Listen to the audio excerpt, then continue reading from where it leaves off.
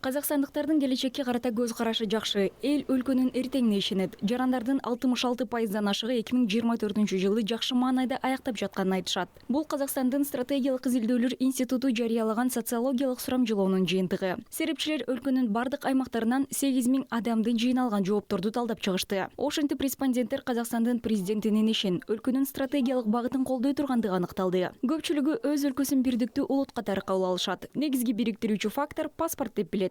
Бул сурамжылоого катышкандардын 46% пикири. Андан кийин ата-бабалардын тарыхы, жалпы тил бириктирет деп белгиленген. Ошондой эле үй бүлө негизги баалуулук деп таанылган. Кийинки кезекте жумуш жана достор турат. Жаштар эс алууну маанилүү артыкчылык катары белгилешти. Талдоочулар мунун баары коомдун өнүгүшүнө жана чыңдалышына негиз болот деп эсептешет.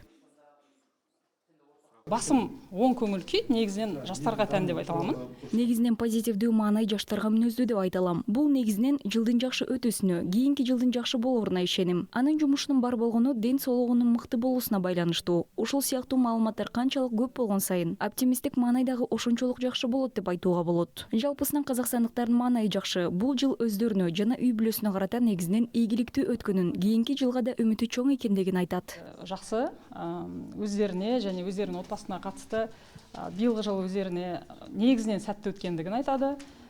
Келесі жылға қатысты да үміттерінің үлкен екендігін айтады.